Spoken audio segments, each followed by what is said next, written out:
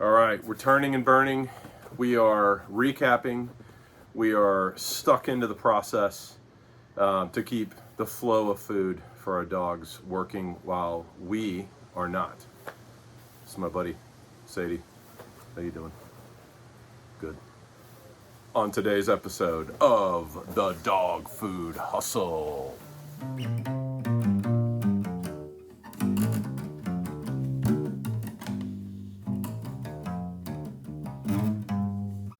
Okay, we're recapping. I got a turn and burn, except for it was about 12 hours later, unfortunately.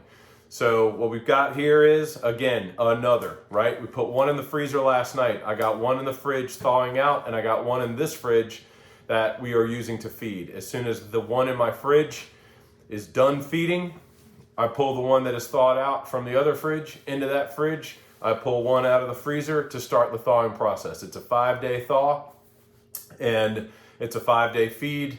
And even if I am running low and I make one, and I still will freeze it overnight to start the thawing process, just because it just doesn't last long enough.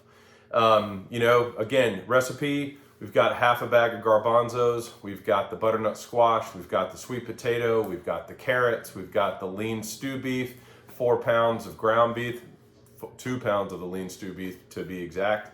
And then put it on. It's a cold day today, so we're going 10.5 hours. The one I made last night that you saw the video on, just in this video, everything shredded. As I mix it up, it was just so easy. The carrots cut automatically. Everything was soft. The stew beef shredded. Everything's cooking. Again, there's no salt in this. There's no added water even.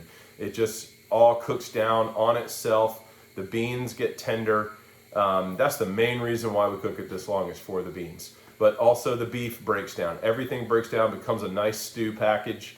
We throw 1 cup white rice in there. That is very digestible for these dogs. I've noticed, even looking at their poops, that when we use white rice, it is much more normal production of a bowel movement in a dog. I know that's disgusting, but it is a factor that we watch as we've been doing this. You can add all kinds of stuff. At the very end, I added spinach.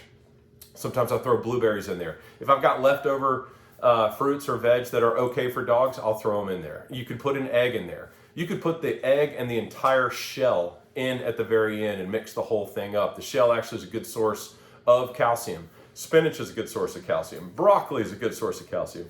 There's all kinds of things that you can put in there to make sure. Some people put in turmeric. If you're gonna put in turmeric, put in some black pepper when you do that as well. Anyway, we're on the turn and burn, so we're on to the next cook. We'll keep it going, and I'll show you how all this works. So thanks for joining us.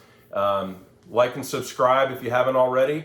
Leave us a comment below. That helps the channel out as well. So thanks, and keep on trucking.